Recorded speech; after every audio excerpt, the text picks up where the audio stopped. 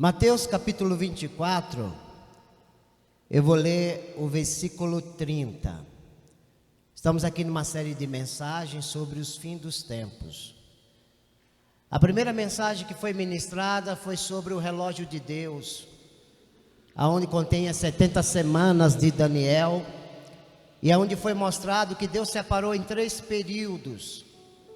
Já se cumpriram 2 períodos, faltam 1 período. Para que esse período volte, precisa terminar um outro tempo que começou, que foi quando um povo foi tirado da terra, que foi a segunda mensagem, um povo tirado da terra.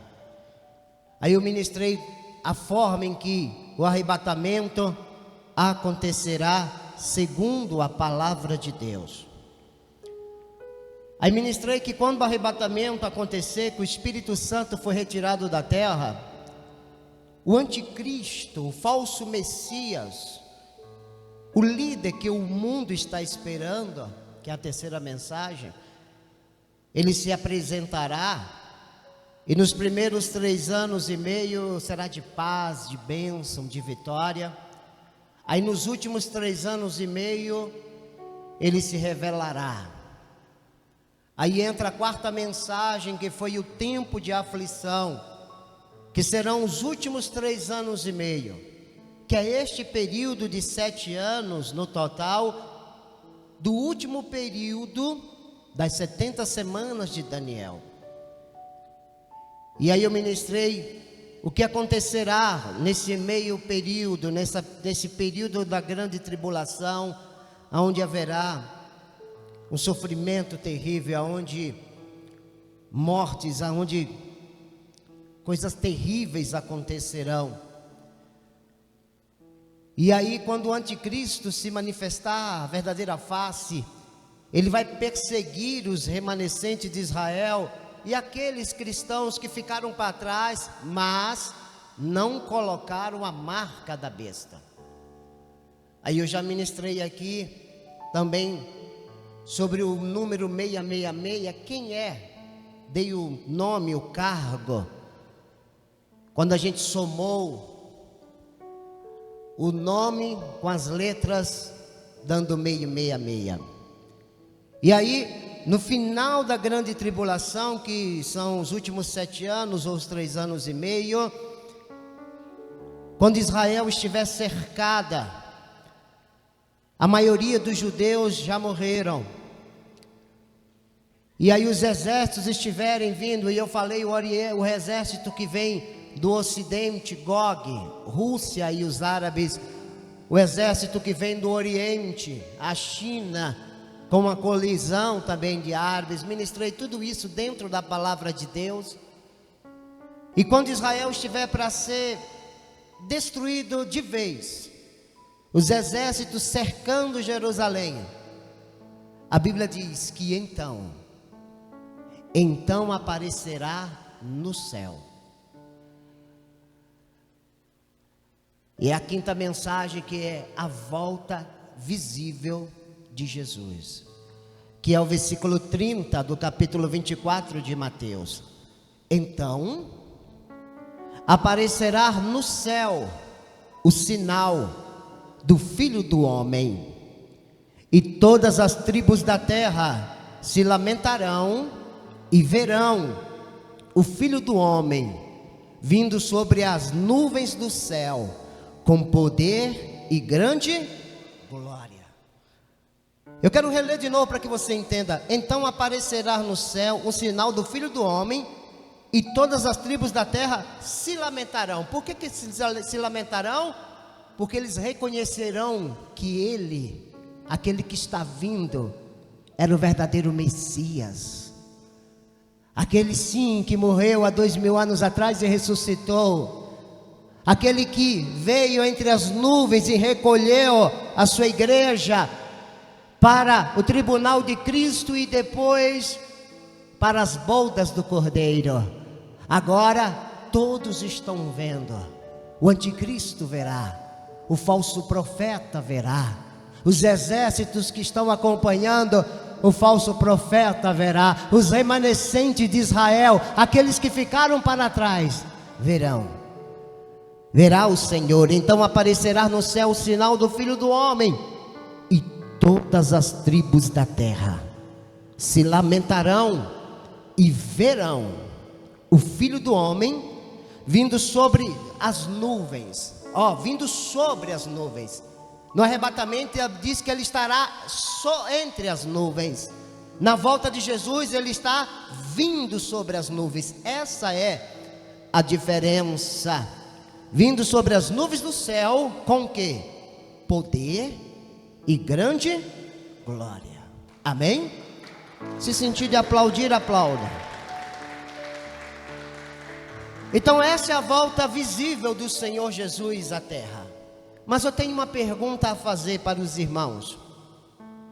Se Jesus já estava no céu, se a igreja já estava no céu, lavada e remida no seu sangue, para que voltar à terra? Qual o propósito de voltar à terra se ela já está no céu? Se o povo santo, aqueles que foram lavados e remidos no sangue do Cordeiro e foram transformados em glória, já estão no céu, para que voltar à terra? Por que voltar? Por causa de duas coisas. Quantas coisas? Duas principais. Primeira delas, está no versículo 22.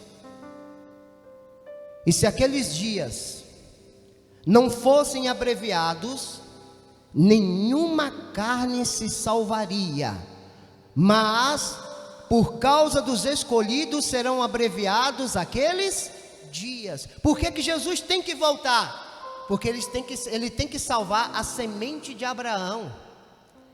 A semente de Abraão não pode ser exterminada, senão a promessa de Deus falha. E Deus prometeu guardar a semente de Abraão, que são os judeus que vão permanecer.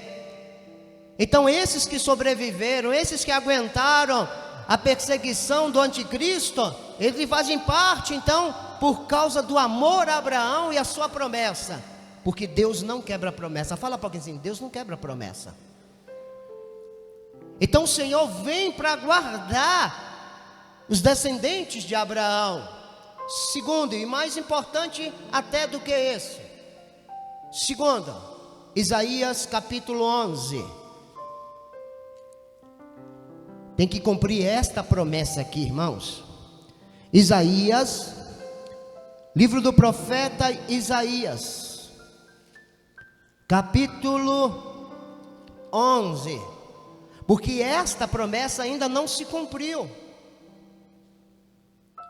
Quando Jesus veio à terra, ele reinou? Ele foi o grande rei? O reino dele foi de paz? De bênção? Foi ou não foi? Não. Ele não reinou sobre a terra. Ele não se assentou no trono de Davi. E é por isso que os judeus não aceitam Jesus como Messias, porque tem essa profecia para se cumprir.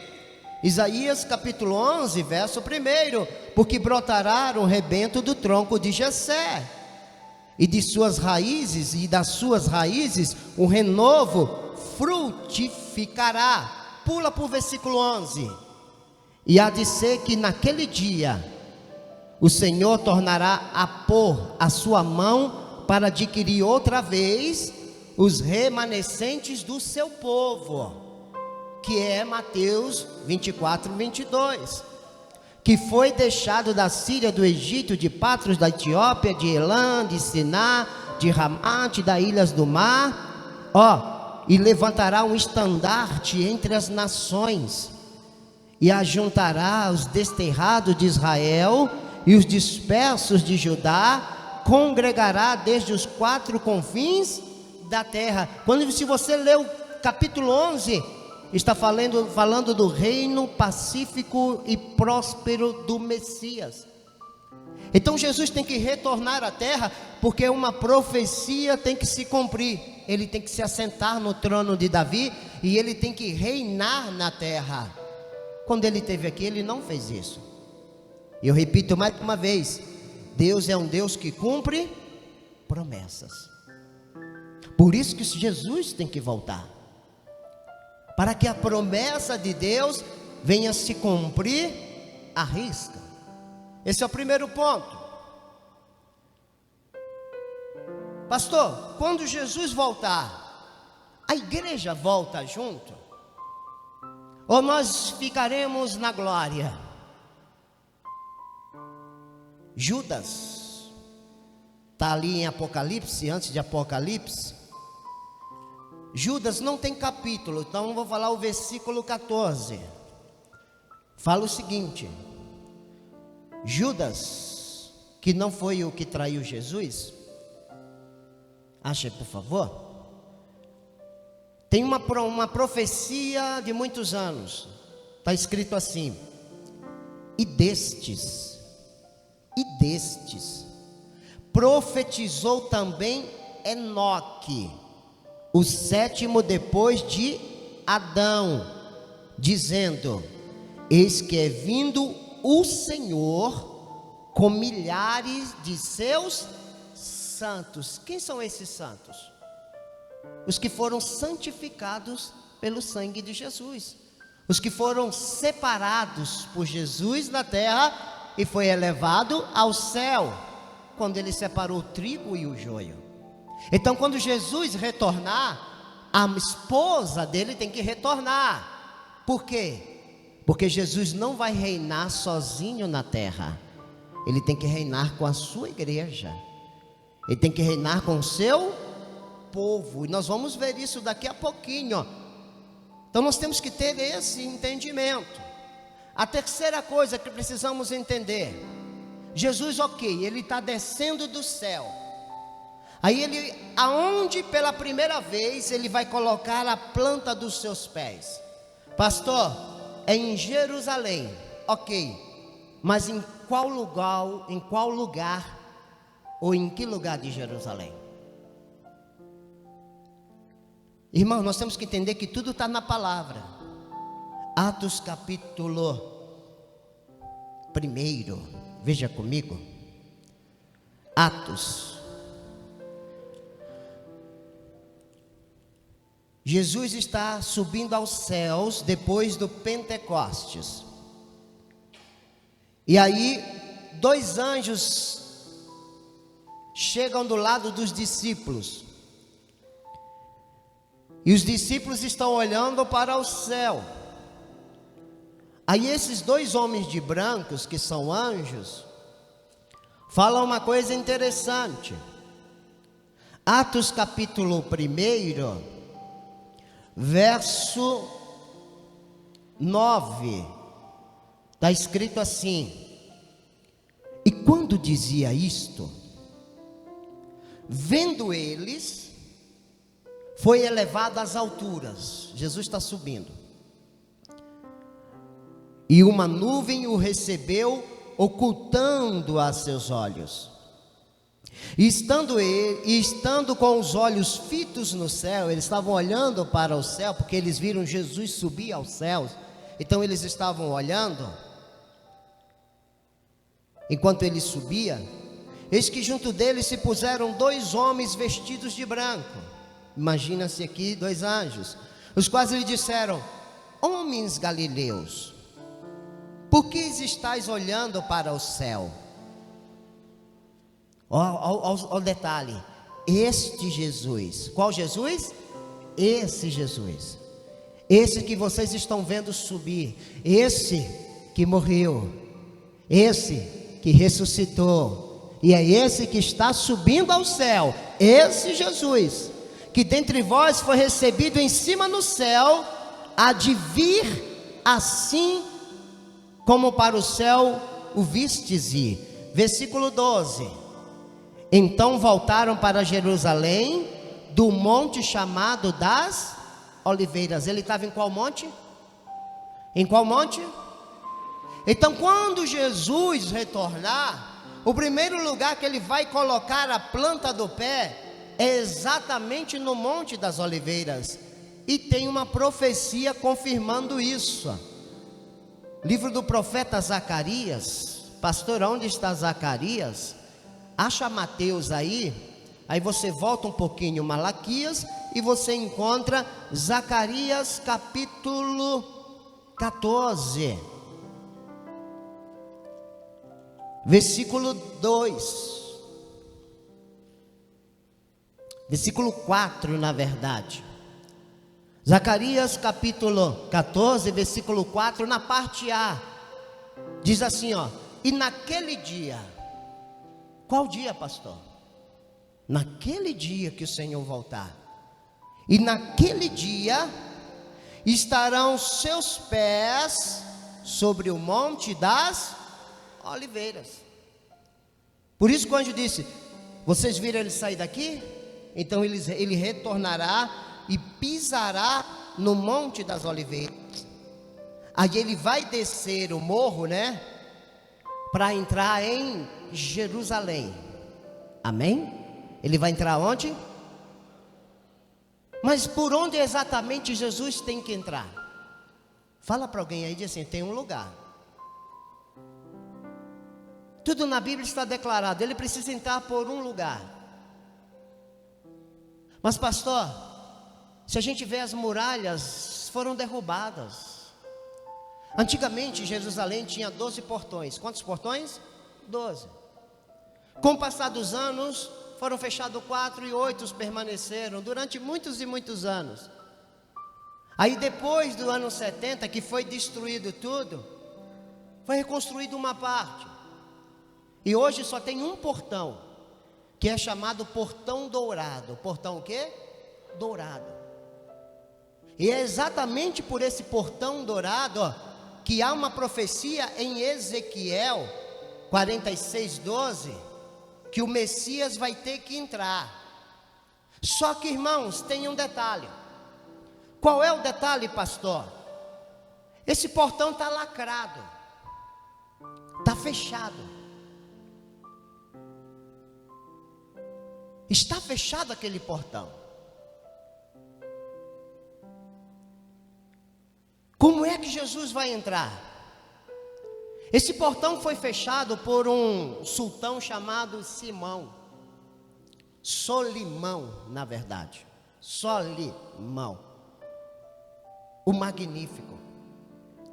E foi fechado ali por volta de 1540 depois de Cristo. E o que é que os árabes fizeram? Os árabes, sabendo dessa profecia, disseram: vamos lacrar o portão. E a profecia diz que o portão ficará fechado até o príncipe chegar. Isso está em Isaías também 44. Quem teve aqui sobre as 6 fases da glória de Deus, que diz que a glória foi saindo da porta do Oriente, é essa profecia que inclui a glória voltando, que é Jesus Cristo. Aí botaram um cemitério na frente. Colocaram o que na frente? Como é que Jesus vai passar? Se Jesus é santo, ele é nazireu, ele não pode passar pelo meio do cemitério. Como é que ele vai passar pelo meio do cemitério, que ele não pode, e ele tem que passar pela Portão Dourado, que está lacrado, está fechado? Quer saber como Jesus vai passar? Sim ou não? Versículo 4 aqui de Zacarias, do capítulo 14, na parte B agora. Deixa eu ler tudo para que você entenda. E naquele dia estarão os seus pés sobre o monte das oliveiras, que está defronte de Jerusalém para o oriente, e o monte das oliveiras será fendido pelo meio, para o oriente e para o ocidente. E haverá um vale muito grande, e metade do monte se apartará para o norte, e a outra metade dele para o sul. Jesus vai chegar e vai dizer assim: opa, tem um cemitério aqui. Está fechado o muro. Colocaram pedras gigantes, pesadas, e agora ele vai dizer assim: abre-te. E a terra vai se abrir para a esquerda, a terra vai se abrir para a direita. Aquele cemitério que Jesus não pode passar, um caminho novo será aberto. Aquele portão que está lacrado, ele cairá por terra, e o caminho será aberto, e o Rei dos Reis, Jesus Cristo, com a sua esposa, a igreja, passará pelo portão dourado até na cidade santa. Alguém me entendeu aí? Consegue dar um glória? Fala para alguém aí assim, ó, nós vamos passar por lá. Ah, com essa fé aí não dá não. Diga assim, ó, nós vamos passar por lá. O caminho vai se abrir, meu amigo, ó. Ele passa no meio. Porque o Senhor abre caminho onde não tem caminho. Quando ele chegar dentro da cidade, os judeus remanescentes, aqueles que sobreviveram, e aí imagine que Israel continua cercada, ali começará uma guerra chamada Amargedon. Começa o quê? O Amargedon. É uma guerra que se estenderá, mas ela é meio que simbólica. Por quê, pastor? Porque Jesus não vai sair no braço com ninguém, irmão. Você acha que Jesus vai sair no braço com o anticristo? Que nada. Jesus só vai liberar uma palavra. Só vai liberar, mas eu quero mostrar para você que haverá essa batalha, essa guerra. Volte para o versículo 2 de Zacarias. Porque eu ajuntarei todas as nações para a peleja contra Jerusalém. E a cidade será tomada, e as casas serão saqueadas, e as mulheres forçadas, e metade da cidade sairá para o cativeiro, mas o restante do povo será extirpado da cidade. E o Senhor, quem? O Senhor sairá e pelejará contra estas nações, como pelejou sim no dia da batalha. Quem vai entrar na briga agora? Jesus. Israel está quase sendo destruído. Jesus fala, agora é comigo. Agora é comigo. Apocalipse 16. Apocalipse 16. Estou falando hoje sobre a volta e o que acontecerá no espaço da volta de Jesus. Apocalipse 16. Veja comigo. Versículo 14.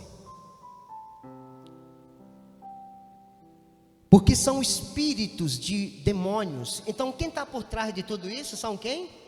São os demônios, que fazendo milagres vão ao encontro dos reis da terra e de todo mundo para os congregar para a batalha. Qual batalha? Do Amargedon, naquele grande dia do Deus Todo-Poderoso. Versículo 16. E os congregaram no lugar que em hebreu se chama Amargedon. Em uma outra versão é Megido, Vale de Megido. É uma planície aonde antigamente as guerras eram travadas. Os exércitos estarão ali todos a peleja, irmãos. Mas veja comigo Apocalipse 19, versículo 19. E vi a besta, e os reis da terra, e os seus exércitos reunidos para fazerem guerra àquele que estava sentado sobre o cavalo e ao seu exército. Então a besta aqui, que é o anticristo, e os governantes, da terra, os que estarão debaixo do governo do anticristo, eles se reunirão contra aquele que está sentado sobre o cavalo, que é Jesus, e sobre o seu exército, que é o seu povo. E o que vai acontecer, pastor? O anticristo, com o falso profeta e com as pessoas, os soldados, com os homens. O que acontecerá, pastor? Versículo 20. E a besta foi presa. Quem é a besta aqui? o anticristo. E a besta foi presa. E com ela o falso profeta. Quem é o falso profeta? Eu falei para vocês semana passada. Fala para alguém aí, que eu vou olhar para a câmera aqui, que eu sei que tem gente católica me ouvindo. É o Papa. E eu dei o nome na mensagem anterior, depois assiste. É o Papa. O Papa é o falso profeta. É ele que tem o número 666 sobre a sua cabeça. E a besta foi presa, e com ela o falso profeta, que diante dela fizeram os sinais, com que enganou os que receberam o sinal da besta. Então foi enganado quem recebeu o sinal da besta. Esse foi enganado. E adoraram a sua imagem. E olha como a coisa piora. Esses dois, quem esses dois? A besta, o anticristo, e o falso profeta, o Papa. Esses dois foram lançados vivos no lago de fogo que arde com enxofre. Esses dois aqui vão inaugurar, digamos, o inferno eterno, vamos dizer, se eu posso usar essa palavra, porque hoje o inferno em si não existe. Hoje existe o Hades, que é uma prisão provisória, mas o inferno definitivo. E tem gente que diz assim: ó, Satanás, ele é príncipe do inferno. Satanás não está no inferno, irmão. Satanás está na terra. Quem fala que Satanás está no inferno não conhece nada de Bíblia. Ele está na terra. Um dia Jesus estava conversando com seus príncipes, para que os seus príncipes dessem um relatório do que estava acontecendo na terra. Aí de repente, entre esses príncipes, eles eram querubins, eu já ministrei sobre isso aqui. Aparece quem? Satanás. E Deus diz assim para Satanás: de onde você vem? E qual é a resposta dele? De rodear a terra e passear por ela. Então ele está soltinho fazendo a festa. Mas aquele lago de fogo e enxofre, quem vai inaugurar? O anticristo e o falso profeta. E quem mais, pastor? E os homens, e aqueles que têm a marca da besta, e aqueles que estão seguindo o anticristo, o que é que vai acontecer com eles? Versículo 21. E os demais foram mortos com a espada que saía da boca do que estava sentado sobre o cavalo, com uma palavra do Senhor. Com uma palavra do Senhor, aquele exército vai cair durinho. Os corpos mortos. E a Bíblia diz aqui que as aves vão se fartar de comer dos corpos mortos.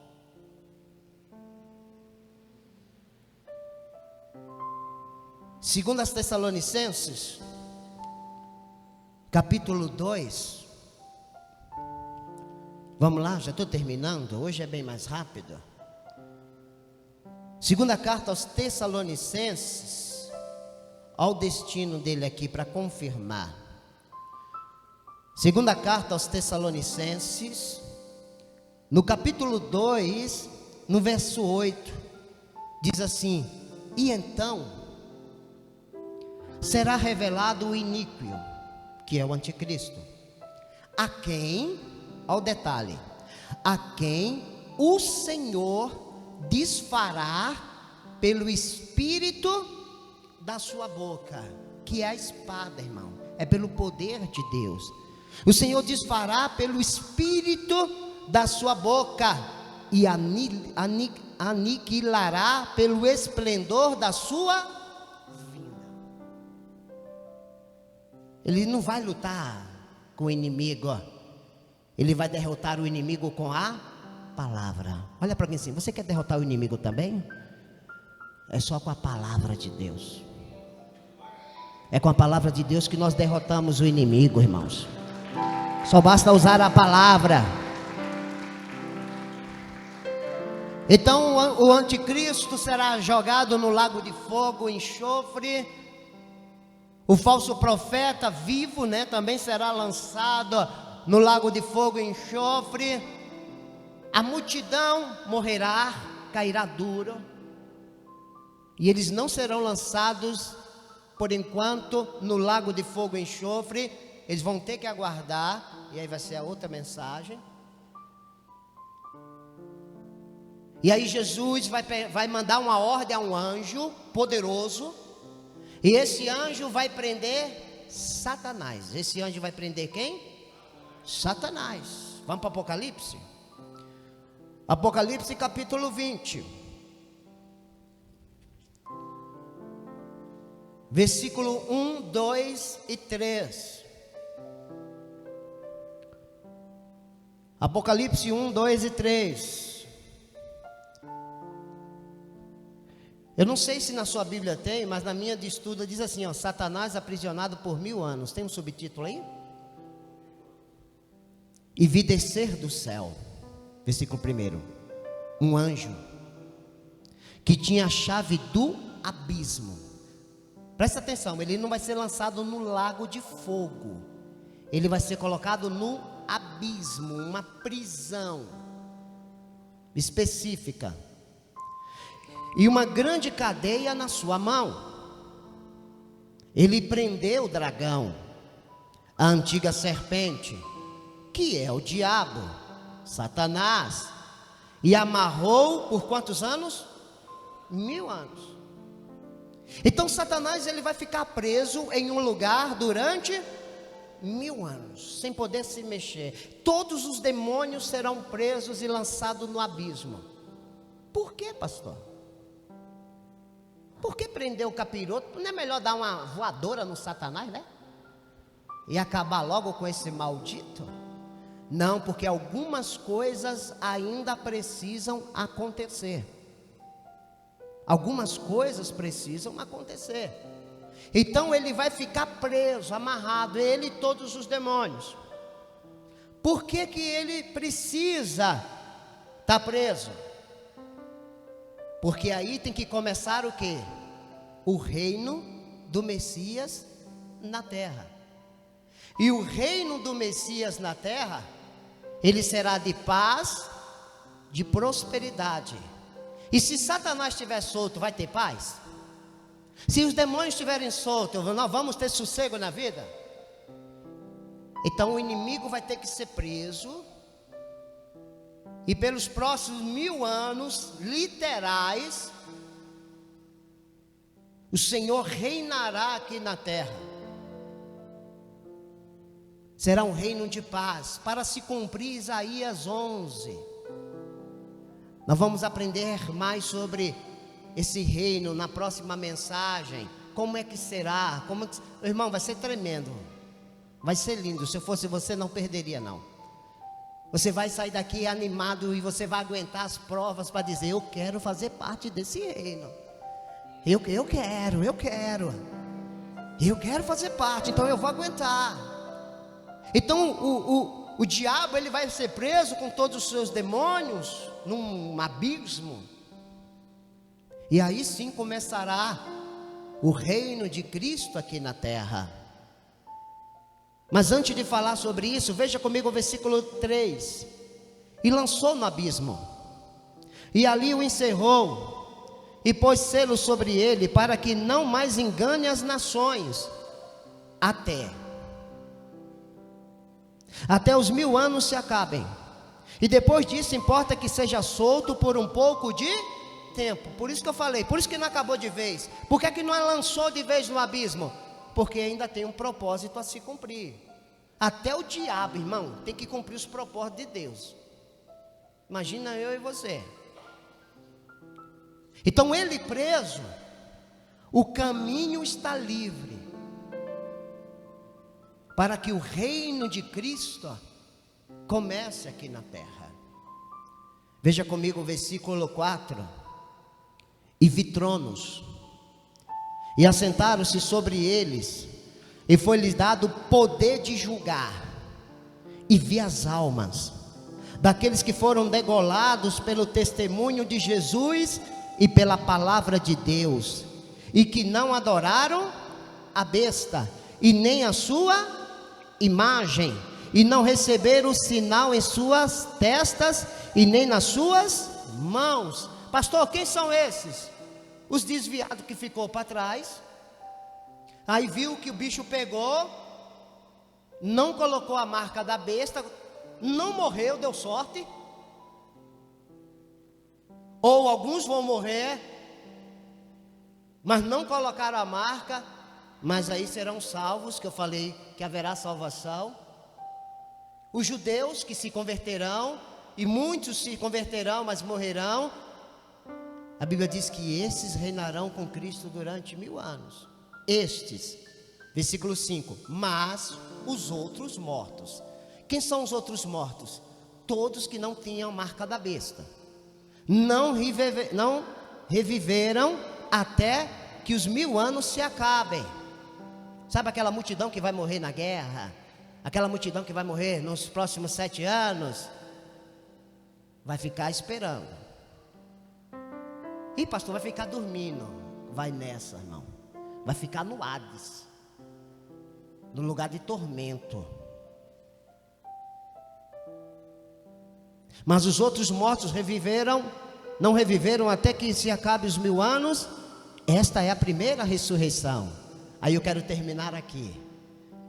Bem-aventurado e santo aquele que tem parte na primeira ressurreição. Sobre estes não tem poder a segunda morte, mas serão sacerdote de Deus e de Cristo, e reinarão com ele 1000 anos. Fala para alguém assim: esta palavra é para você. Fica firme com Jesus aqui na terra. Ele te leva para o céu, ele te traz de volta, e você reina com ele por 1000 anos nessa terra, para a glória do Senhor. Amém? É isso que acontecerá, irmãos. Na próxima mensagem eu vou falar como será o milênio. Pastor, vai nascer criança no milênio? Vai poder casar, pastor? Ah, pastor, preciso casar. Ah, pastor, vai acontecer isso? O que é que vai acontecer, pastor? Vamos ficar doentes? Vai ter violência? Como será? Isso nós vamos aprender na próxima mensagem. Daniel tem uma profecia lá em Daniel capítulo 12, verso 11. Eu não ia falar isso, mas disse assim, olha, que fala de 1260 dias, depois 1335 dias.